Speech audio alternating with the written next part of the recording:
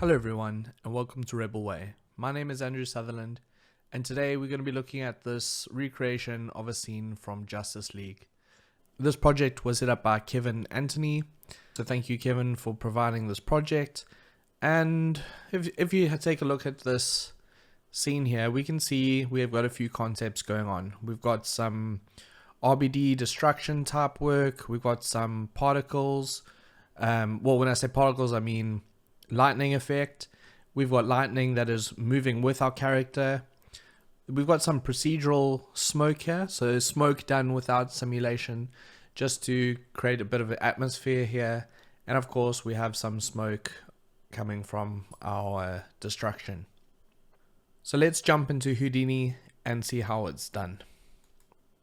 So the first thing that we're going to take a look at is our character. And we've got an agent node, and this is just reading in a FBX character with some animation on it. And that animation is taken from Mixamo. So as you can see, we have Mixamo open, and this is where our character is from. And he's a drunk running character. And I've just got in place ticked on so you can see what he's doing, but untick run in place and download your character. Of course, you can change this character by coming over to characters, use this character, now load, and as you can see, we now got a different character but the same animation. So you can change things up that way if you want. Just download the character, and in Houdini we just load in our character, we select our clip. In this case it's called mixamo.com, and the only thing we've changed is the timing of this animation by just dividing by 1.1. This is going to make it a little bit slower. From there, all I'm doing is I'm preparing a VDB for later. I just did it here because it seemed convenient, but we are retiming this character by inverting our final frame and the first frame. So essentially we reversing the timing of it. So from here he's running forward, and with this time remap you'll see he's running backwards. We're putting down a collision source, which is just creating a volume. You could use a VDB node if you want. VDB from polygons.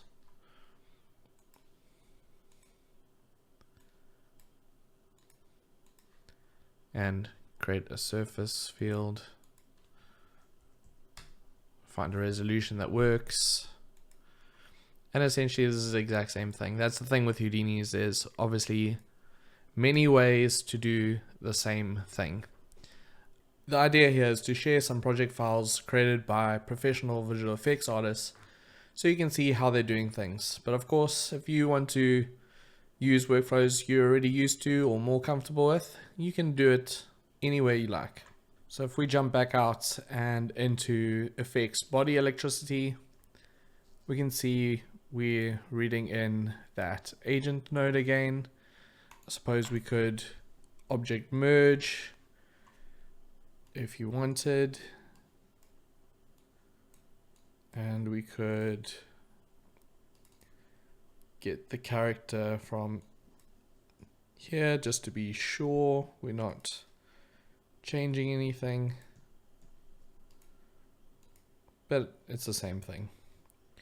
Then what we're doing is we are using a convert node to make sure that our character is unpacked, and we are working with points, primitives, polygons. If we go back here, you can see that this is a packed geometry, so it's only showing a point essentially to represent this entire character.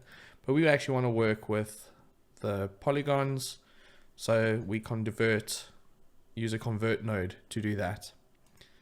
What we're doing is we're deleting his arms and heads by, this was manually selected, so we could So if we come to this selection tool and just double click, you can see we can select some pieces of our character, and just in the viewport we can just hit delete, and that'll create a blast node for us, deleting whatever it is that we want to get rid of.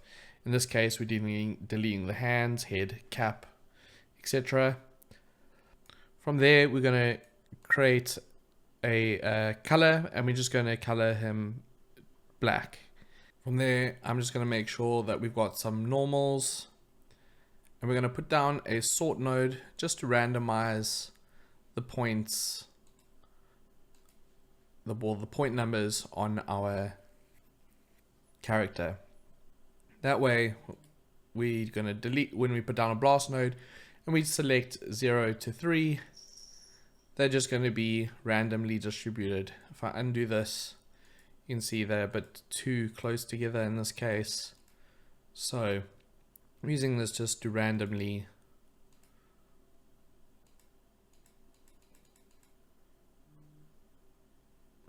select points on our character. Same goes for, we've got 1, 2, 3 instances of that. And each time we are randomizing the seed,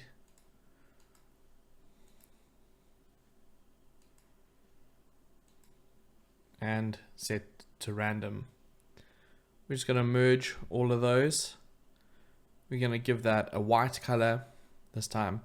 And we're going to use attribute transfer to transfer that white color onto our black mesh, like so. And as you can see, we now have some white areas on our character where it was previously black. And you can control the distance of that with this, but we just want something like that. And then we're going to blast based on color. We're going to delete anything that is black, and we're going to make sure we've got delete non-selected select ticked on. We're going to use an add node to delete whatever points were left hanging around. As you can see, we've got a few random points, so it's just clean up basically. And then what we're going to do is we're going to put down a connectivity, and we're going to create a class attribute. And that's just going to group each one of these clusters of polygons into a piece with the class attribute. Then we're going to scatter some points onto those pieces with a scatter node. And we're going to create an ID based on that class attribute. That way, when we put down an add node and we group them by ID, you can see that these are all grouping according to their, that way they're all connected based on those pieces. So we now have some lines along our character. We're going to resample them. So if I go to points, we resample those just a bit, not only 2 segments really, but we selecting this curve view attribute. This is a really cool attribute. What it does is it creates an attribute from 0 to 1 along this line. So if we were to visualize that, which I think we will be doing in here, you can see, well, we're remapping those values. So it looks a bit weird here now, but essentially what it would be is black on the one side and white on the other. So a value from 0 all the way through to 1. But in this case, what we're going to do is we're going to remap that curve view value. So the beginning part is going to be black, then the middle part is going to be white, and the end part is going to be black. That way, when we introduce some noise to disturb this, we can preserve the position of the beginning and the end, because we're going to want to distort this curve around our character. So wherever it's not touching him, we want to distort that and move, but we want the beginning and end point to remain on our character. I hope that makes sense. If we were to visualize our character with these points, you can see we're moving the middle section away from our character. You see, before they were along our character, now we're displacing with a turbulent noise this middle part, just the middle part, not the parts that is black, because it's being masked by this value, this curve U here. So here, in order to change things, we have to jump back out, and that's why you see this here. And we've got this displacement amount that has been, promoted. So as you can see, we can displace this even further if we want. But as you notice, only the white parts are moving. From there, we're going to resample that and make sure we've got a lot more points. And yet again, another attribute varp. And we're distorting the position with a noise. So we're putting down a turbulent noise, and we're masking with a ramp so it doesn't move. Once again, we're not disturbing the big first point and the last point, and we're just disturbing the white part. I hope I've made that as clear as possible. And just to visualize that a bit better, just putting down a color node. So we now have this cool noise. And as you can see, it's jittering about. That jitter is coming from this offset. And that is animated every frame divided by 24. So we get this cool electricity on our character. So let's go on to the next body electricity. So this time we've got a character, and I should have mentioned at the beginning to also download the T-pose from Mixamo. So in Mixamo, there'll be an option where you can download the T-pose version. And we want the T-pose so we can essentially copy some lines around these arms and use a point deform to animate those curves with our character. Of course, let's make sure we unpack our character to once again convert from pack primitives or pack character to actual polygons. And here we have our animated version. But what we want to do is we want to create a spiral. So let's just template our character quickly. Here we're using Labs Spiral. So make sure you have Labs installed, and we're just going to transform that up. We're going to have a version here. We're going to have a version there, just transformed it. We're going to merge those two together. And then we're using a point deform. And a point deform requires our mesh to deform, which is going to be the spiral. It needs our rest pose, which is going to be our T position.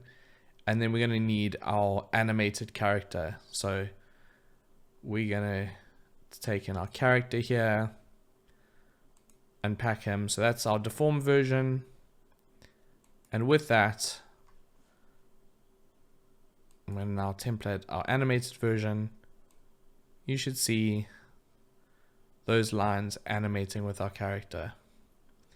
We've done this before. If you go back and watch the fire monster tutorial that I created, there's a very similar thing that we're doing there with, you know, animating these curves with our character.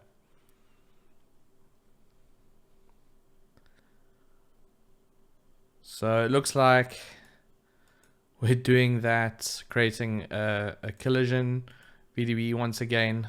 It looks like we've got it twice. Sorry about that, but you can ignore that for now. We've just got those curves moving, and we're going to put down an attribute VOP, and we're going to distort the position with a turbulent noise. So if we just visualize that, we're going to see now we've got more of a electricity type of look to our curve. From there, we're putting down a split node, so we can choose the one on the right arm and on the left arm. You know, if we put down a null, you can check that out. So that's this one, and this will be the other one. So we're splitting those, and on this one we're just going to delete some sections of our curve because we don't want a perfect spiral around the arm. We just want sections of it. Merge those all together. Save that out to disk. Body electricity. That sounds like some sort of genre of music. Body electricity music or something like that. Anyway, we're going to save that to disk. We're going to create a P scale for rendering, and we're going to put down a color. Pretty cool.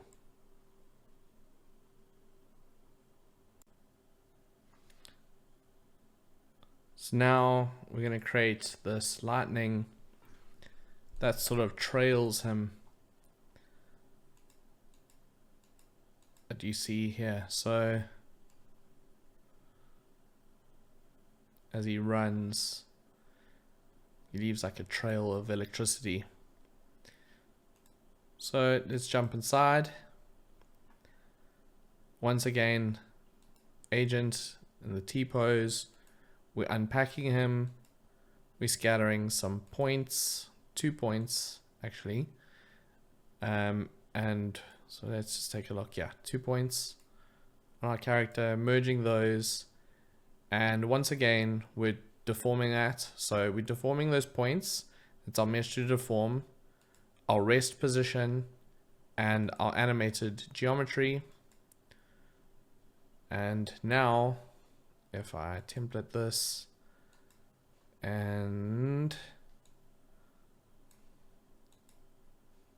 let me see if I can make that a bit more visible. Can we go higher than 10? Yeah. So we now have those 2 points, and they move with our character. From there, we're time shifting, and the only thing of significance here is that we've got this ticked on, and that's just going to make sure that our in-between frames, there's I think it's sort of like there's data there essentially. Then what we're going to do is we're going to use a trail node to compute the velocity, and we've got a switch node with this expression fit randomly between the frame number it's on and 0 and 1, and that way this switch is just gonna it's gonna go on and off randomly. As you see here, if you can check, this value is now jumping randomly based on whichever frame it is. So each frame has a random number between 0 and 1, or either 0 or 1, and that's going to randomly sort of turn the switch on and off. And if we feed that into a pop solver. Let me go back and change our point size to something reasonable.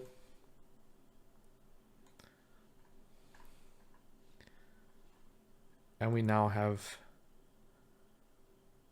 these particles spawning and flying off.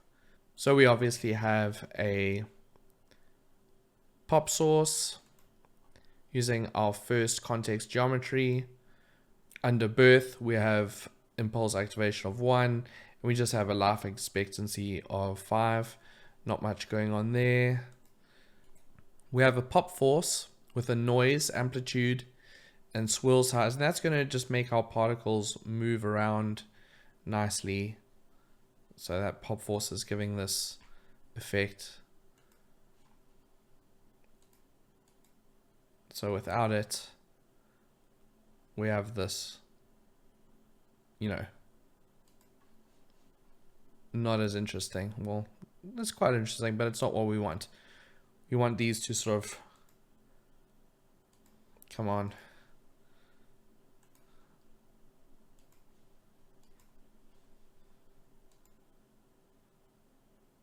Yeah, we want these to like grow out essentially. And we don't really need this. We got our pop solver, timescale 0.5. Yeah, pretty standard. Pop object, pretty standard. And that's just going out. As you can see, we don't have any collisions or anything, just a pretty simple pop simulation.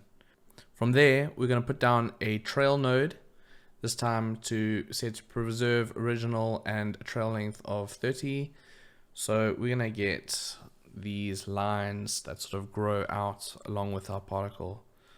So our particles were sort of growing there, and this traces back the original position, and we get these lines.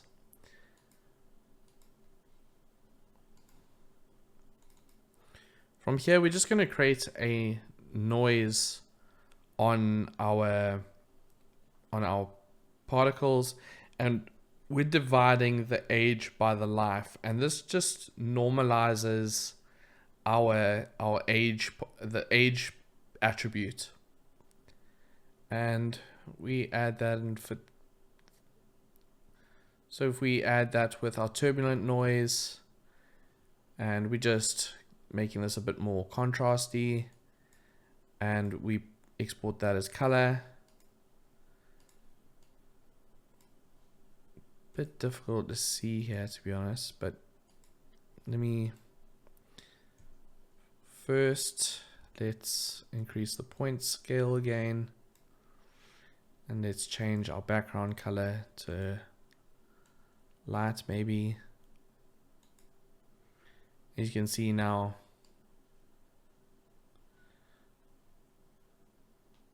as the particles get older, we get introduced some noise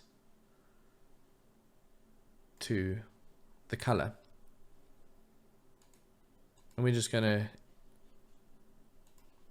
add to connect all those points together and give us these lines.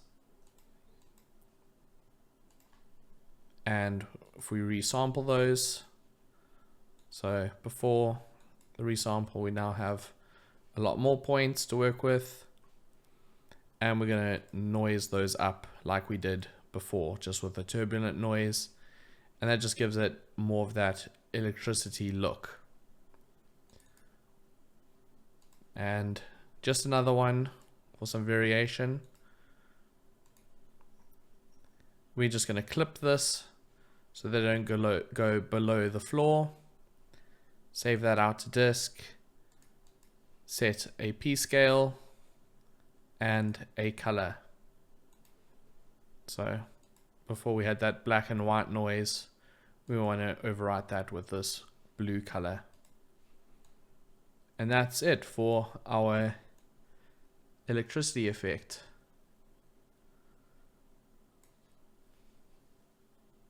Right, onto destruction. So if we dive into this ground debris, first thing we're going to need to do is we need to prepare our geometry. So we have this grid, just a simple plane. We're extruding that to give it some depth. We're going to reverse those normals because you can see it's got this purple color. It means that our normals are incorrect. So we just need to put this reverse node, and you can see that is looking back to normal. And from up here, we're going to create a volume from this box, and we're going to scatter some points in there. We're going to randomize the normals on here because we're going to copy this plane to these points. And so we now have all these planes along here, and we're going to use this to boolean our box. First, we want to noise that up with a mountaintop. So when we do boolean it, when we do fracture those pieces, we're going to get cuts that look a bit more organic, like ground naturally would fracture. So let's actually use a Boolean fracture node. And so we have, our inside group and outside group. Before that, we have an auto UV. It's just going to create some UVs for us. And if we put down an exploded view, we can see what all our pieces look like. So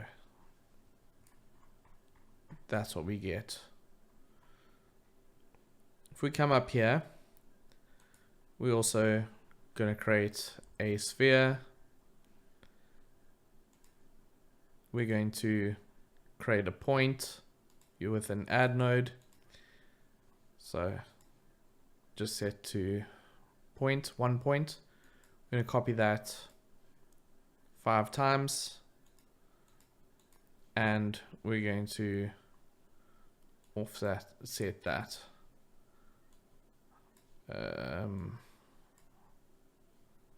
Yeah, we could have just used a copy and transform and some noise. Would have been easy to explain. Let me just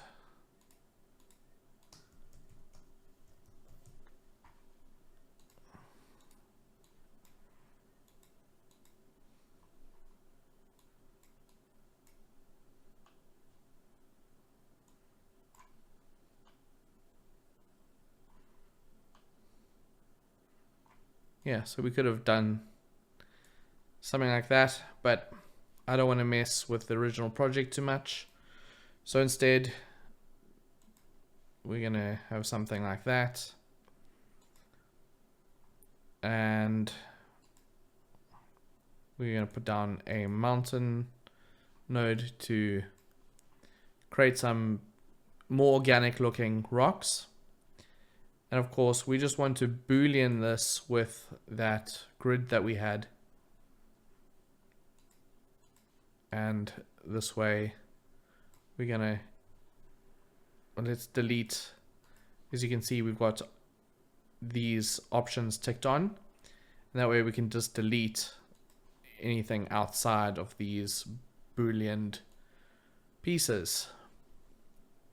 So now we've got these like cool stepping stones. We're just going to fuse this together to make sure that all our polygons are fused together. We're going to put down a clean node to delete. Yeah, we don't need these groups. So we clean up those groups. We're going to remesh this.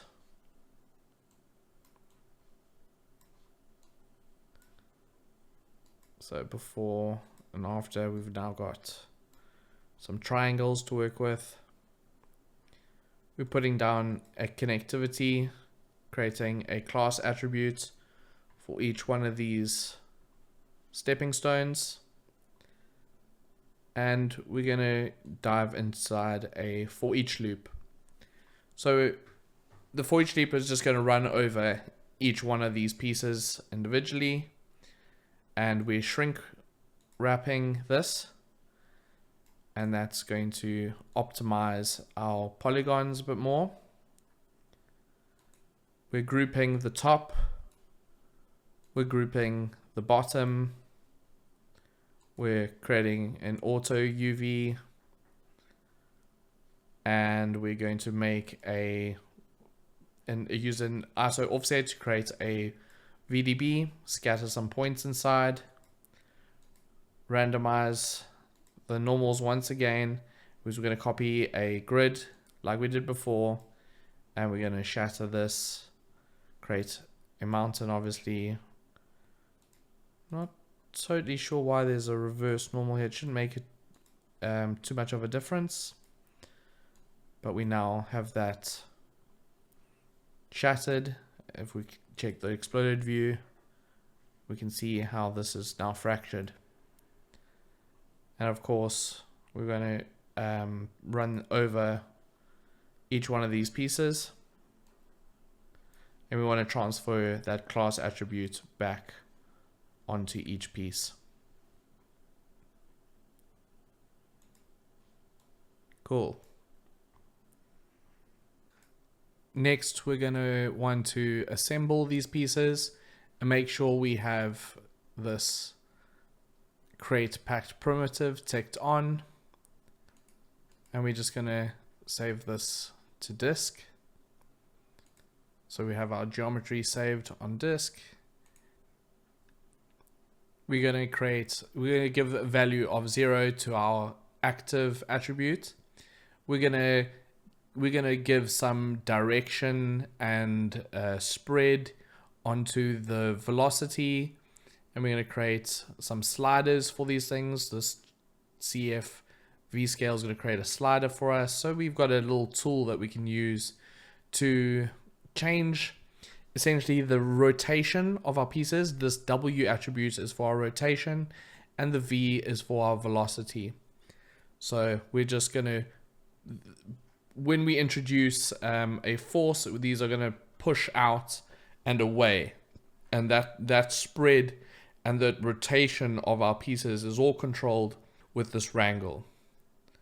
So from here, we're going to create a point, or we've got a line, and we're going to carve along that line. And this carve essentially is animated along our timeline. So on the first frame, we've got a value of 0.9, and at the end, we've got a value of 0.6. And that animates this point. We're going to blast everything but 0.0, so our first point, and we now have this. We're going to give that a time shift, just remapping the animation a bit, and that's going into our last input, and this geometry is going into our third input. And if we jump into the DOP, you can see we've got a pop attract, and that is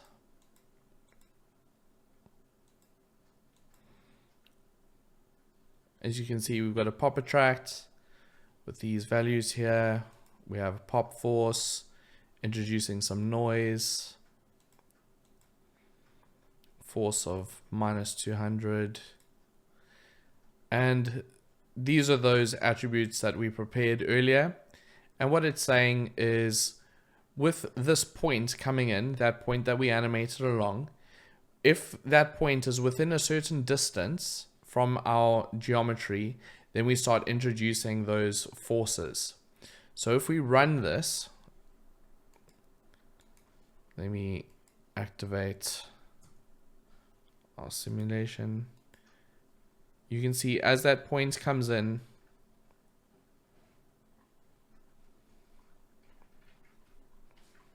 let me jump back outside quickly.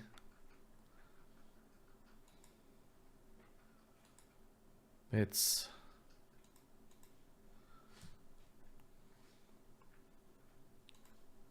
copy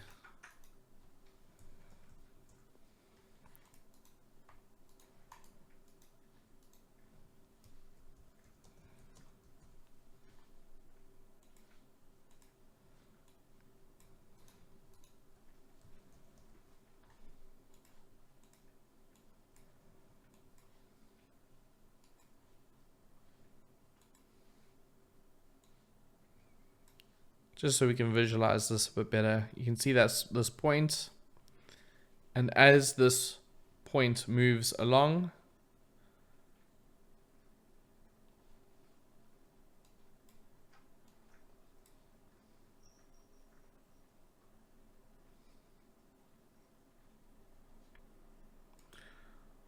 so as this point moves along, you can see this destruction is taking place. So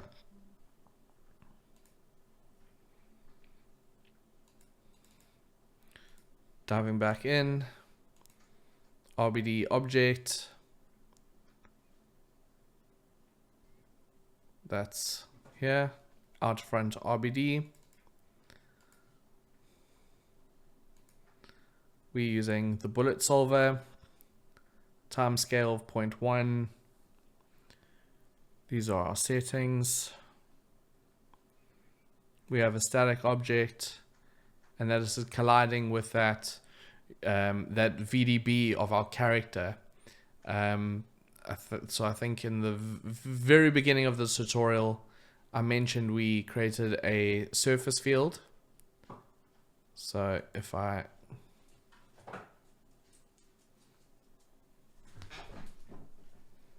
jump back here, remember we created this SDF field using this collision. So we're finally using it. That's coming in our static object. We've got use deforming geometry ticked on, a bounce value of 0.5, a ground plane, a gravity, and out. Now that we have our DOP network set up, we're going to just put down a DOP import. We're going to make sure we're reading in this DOP network. It's masked by this node here. So we're just importing the data from there. And we're going to set this to create points to represent objects. And this is just a super optimized way of caching our geometry. Essentially, we're not actually caching the geometry, we're just caching the points which represent the centroid of each piece. So if we take a look at that, you can see we've just got a bunch of points. And if we copy our geometry to those points with a transform pieces node, we will get our points. Now, before copying the points, we've got a retime node, and we are interpreting the frames. And on this node here, we're inverting the frame range, so the cache is being played in reverse. Here we're reading in our geometry, so our geometry, the retime, and our rest. So this rest, we're just reading in one frame. So there's no movement. That's our rest frame. This is our geometry, and this is our retimed simulation. And by caching these points and just using a transform pieces, it's actually extremely optimized. In fact, it's probably faster to just use this transform pieces and render that directly. So you'd like, if you wanted to render, you put down a null, for instance, and there's no need to cache the geometry to disk, because if you do cache it to disk, your computer's going to have to read that memory, all that geometry back into the system and render it. This is the fastest way, I believe. But we've got something else happening here, and what we've got is a box. We're setting the color to black on that box. Let me change the background so we can see it a bit better.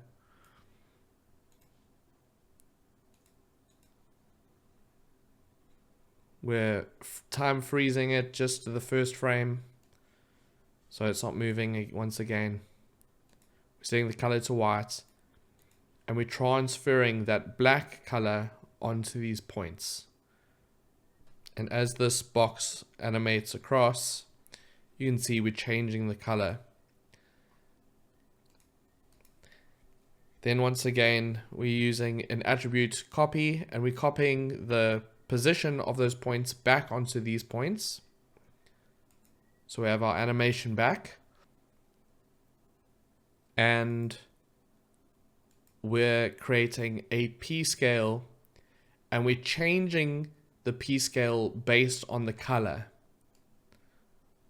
So when it's white, we have a value of 1, which is the original size. And when it's black, we have a value of 0.6. So if we take a look at this, you can see, if you take a look here, we look closely, the pieces are scaling up into position. So value 0.6, and they animate up to a value of 1. If I were to turn this off,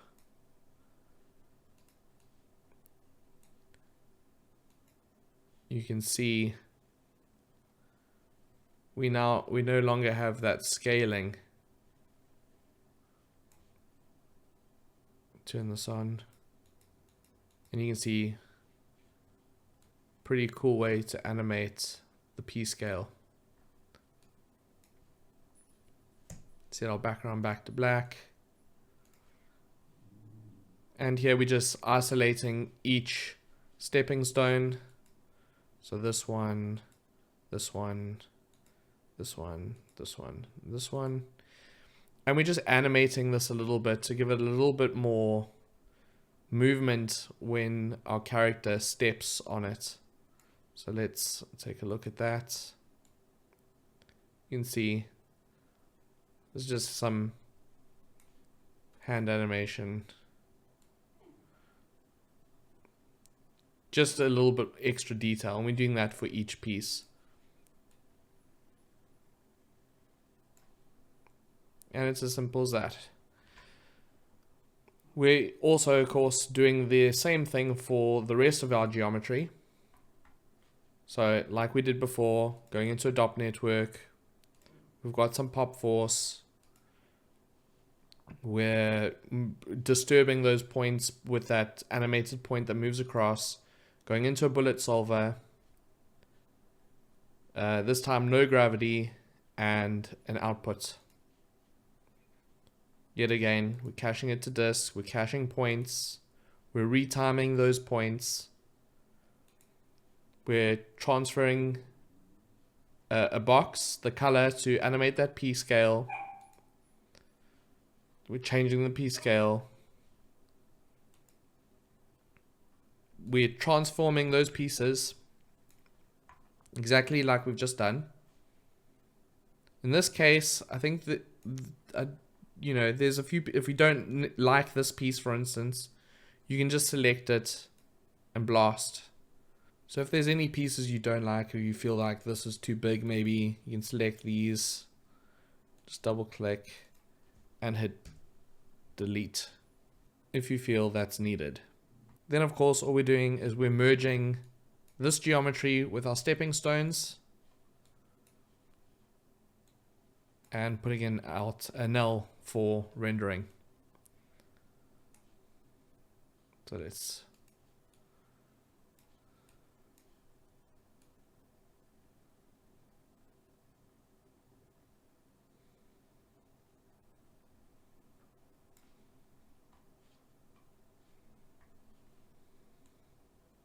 cool. So next up we have these sparks and particles emitting every time our character lands on a stepping stone. We have this lightning effect, and there's some particles and a bunch of stuff. So let's go on to that next. It's called stomping effects, and we start with a circle. We're going to distort that circle a bit. Scatter points. We've got scatter here, so let's take a look at this one first. And we're giving those points some velocity. We're transforming them down.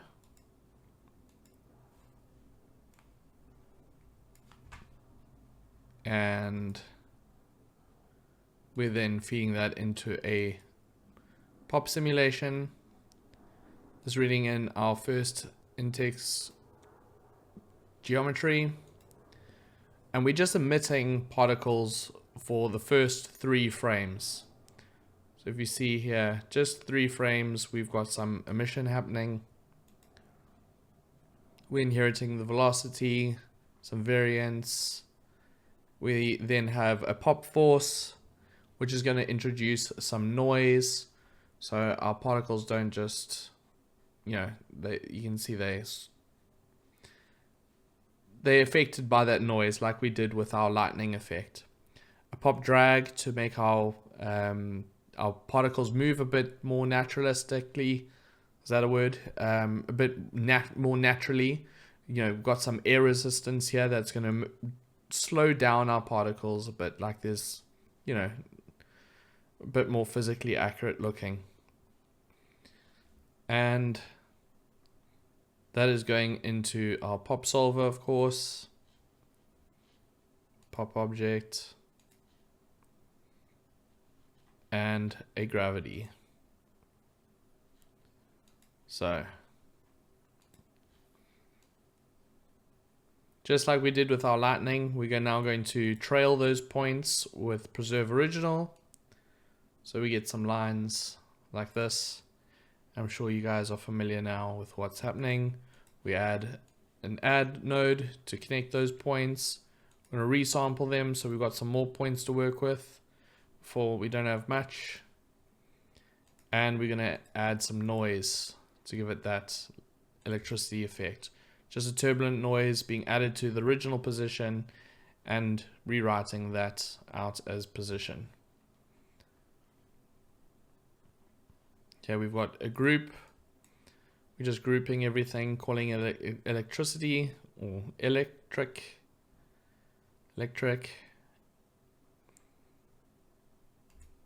Time remapping it so it occurs when our character stomps on the stepping stone, transforming it into position. And we've got the same thing repeated a number of times. We also here have that mountain again, point jitter, which is going to disrupt the position of those points. We're going to create an ID attribute based on the point number. And here we have a subnet that is deleting points randomly. And this is the inverse. So half the points are here and the other half here. And we're then animating this in a circular motion. So these points are moving like that, and then the other half, same thing, but they at different rates. We merge those together and we time shift these. So now we've got twice as many points. They're the same points, but they're going to appear differently because we've time shifting the one, we're merging it with itself. We're going to add, use an add node based on the ID. So we've got these now lines connecting. And then just like before, resampling, adding a noise. This time, because these are primitives, we are using prim ID based on the point number. And then we're going to read that in. And we're going to add some noise to each one of these primitives. So each one is going to have a slightly different color. This fit range is just to control the sort of contrast of that black and white gradient, and we're writing that out as CD. So if I untick this, if I untick this. Now change our color. Let's try light. Bit difficult to see, but you can see we've got values but going between white and black. Then what we're doing is we're creating an alpha channel based on the color, and this alpha channel is essentially going to make our geometry or our points or our lines transparent. So it's going to have some transparency to it, so they layer up in each other, and this may be a bit more apparent in the final render, but it's quite cool to give our particles or lightning or whatever it is a bit of transparency within the alpha channel. And then just grouping this and calling it spin, adding some color, and as you can see, that transparency is being animated over time. And I believe that is coming from here. So we animating those values. So they start off weak, animates on, and then they sort of fade off. And we're doing that with that alpha. All together, we've got this pop effect, which I'll explain now. Just adding some velocity and a simple pop sim. This time we're using a pop replicate. So without this, we should just have a few points, but we add a pop replicate. It's going to replicate those points and noise up the position a bit. We now have that. You can see we've disrupting the positions with this noise. Pop drag with some air resistance like we did before. Simple pop sim and out. That's also getting merged in with our other effects.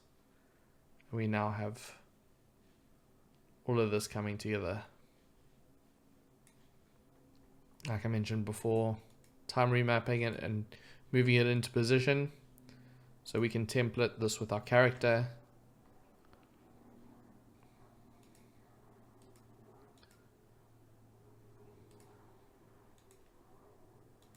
Let's turn.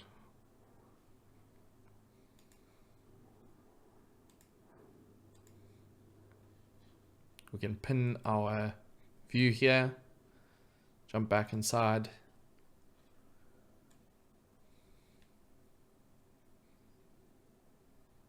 And as he hits, we have that effect. So if you've changed your character and things are in a slightly different position, you can enable your character out here, pin the view, jump inside. You can now transform this to where the foot hits the geometry.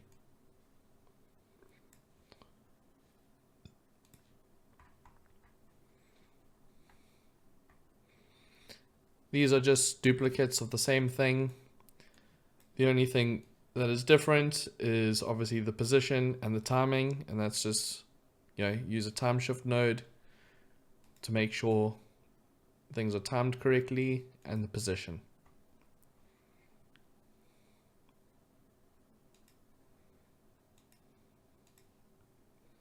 This is we're just separating the electricity, the spinning electricity, and the particles, just for rendering purposes.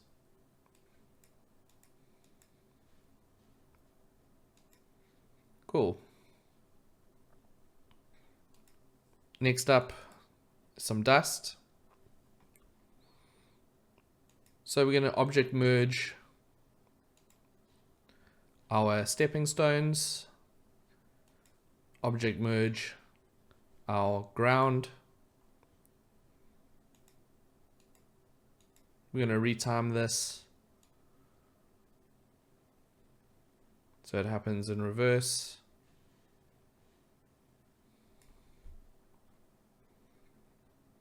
We're going to unpack that geometry, trail the velocity, compute the length of the velocity and put that out as CD. So when it's moving fast, it'll go white, and when it's slow, it'll go black.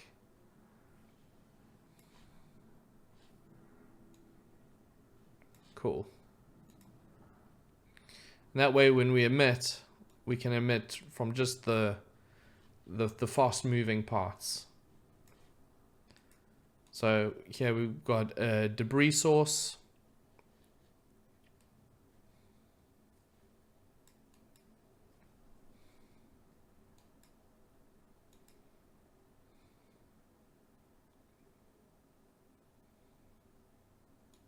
And we're going to use those particles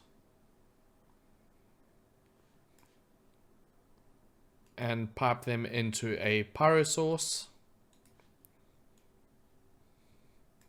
This is going to create some density and some temperature on those particles. We're going to add a noise, remapping that noise, creating an offset, and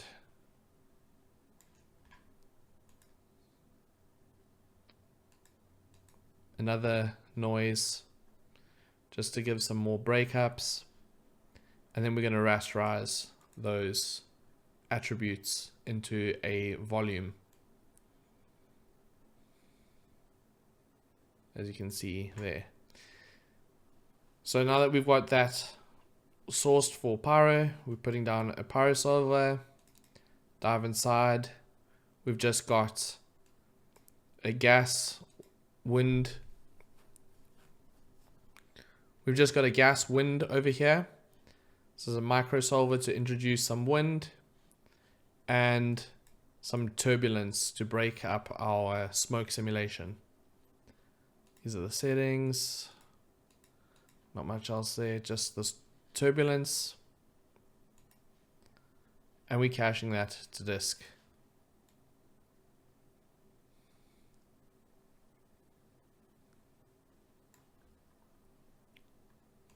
Then we're retiming it, reversing that time again.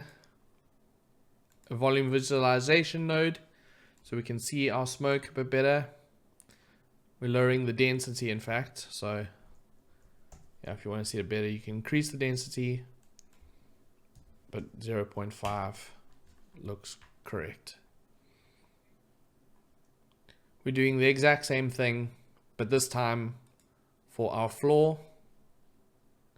Caching to disk, creating a pyro source, creating some attributes on those points, noising up those attributes, then rasterizing those attributes into a volume.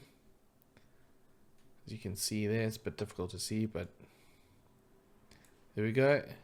Pyro solver, cache to disk, reverse the frame range,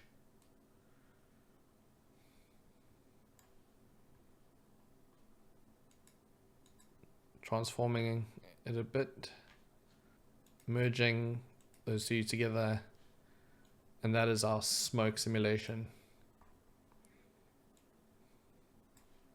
We jump back out, we can now view that with our scene. And lastly, we've got some procedural smoke in to create some atmosphere.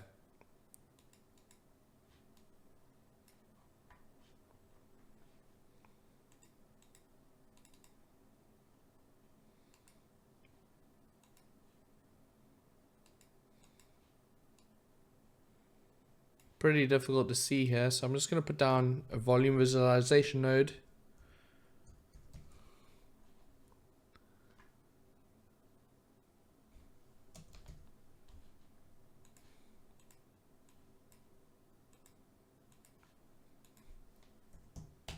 And increase the density, maybe 2. Yeah, now we can see it a bit better. So we're going to start with a box that encompasses our entire scene. We're going to create a volume from that box, so a density, and we're then going to noise up this with a turbulent noise,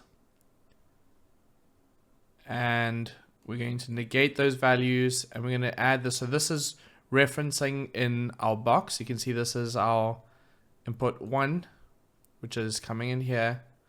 That's this box. And it's sampling the position. And we're just taking the Y value of that box, so the upward value. And we're adding that to the negated version of that. And we're subtracting this noise. Another noise, like some of this turbulent, but this time anti-alias flow noise. And we're subtracting that. We're fitting the ranges so we can control the contrast a bit more. We're putting down a complement node, and like this symbol suggests, the complement node is essentially a value of 1 minus x. So we're providing this x. So we have, imagine the density here, and it's all a value of 1, and we're removing this x value. We're subtracting that. Then we're just multiplying that density up with this multiply node, and we saving that out. So, and as you can see, a lot of these parameters have been promoted because in the VOP you set it up here, but you control it from outside. So we've got some animation on the offset. We've got animation on the flow of that noise. And if we were to flipbook this, you can see this noise is going to be slowly moving throughout the scene. So we're just transforming this down. Now notice it disappears in my scene when I do this transformation, but if I put down a volume visualization node, we can see that again. Click on our resolution, but it's not very high res, not pretty low res actually, but that's all we need to create some fog in our scene. So when we have lights and we render this, we should have a more interesting visual. And that's it. That's it for all the simulation side of our project. And thank you very much. So I've just done a render, which you'll see at the beginning of this tutorial. And I've made a few tweaks to the setup. And of course the setup can be improved. The fracture is quite low res and you could get better UVs on these pieces. And if you're interested in taking this a little bit further, check out this free course that we've got on our website, this ground impact in Houdini.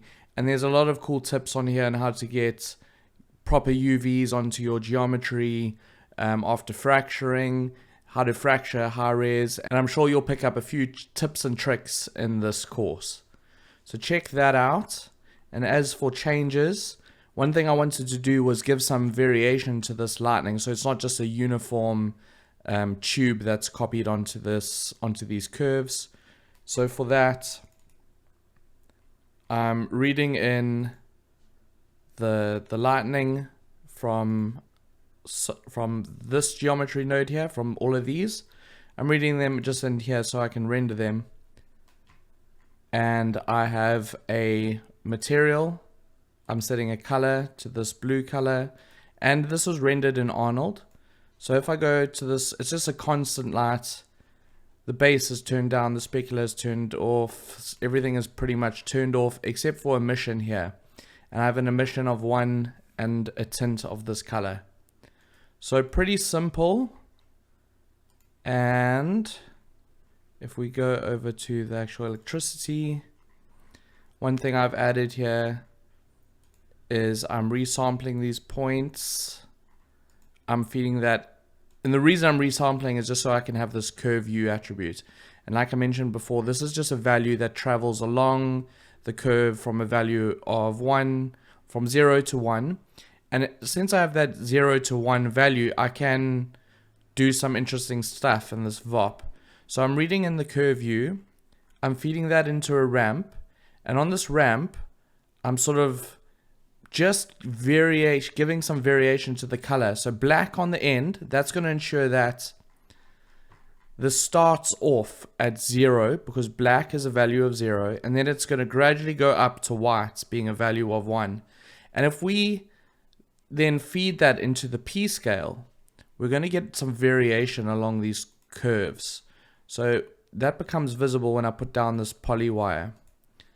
As you can see, where it's black, it's very thin, and then gray is sort of medium, and white is thick. So we're controlling this P scale with this ramp color. Then I just set a blue scale. This is not really that important since we're controlling the color in render, but yeah, pretty simple stuff there. Then of course, I was just reading in that procedural volume and the actual smoke simulation. Again, we just have a material, a very simple, just a density of 2, very simple shader, some color on the transparent, no emission, just very, very standard. I believe I'm just controlling the density in this VOP, not changing it at all in fact, converting it to VDBs, merging the two, and then out to render. Here, I'm rendering this geometry as light. So again, I'm taking in all our lightning effects. I'm just deleting the attributes.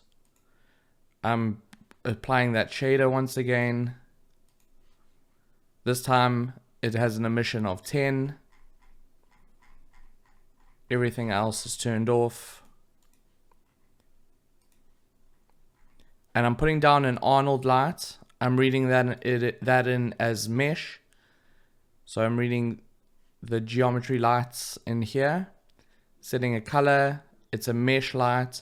And this is actually going to create geometry that's going to emit light on all our other geometry and surfaces.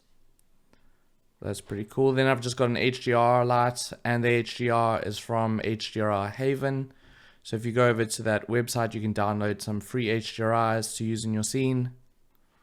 Some point lights just for extra lighting. Pretty self-explanatory. The circle, I didn't end up using that. And here I have a composite network.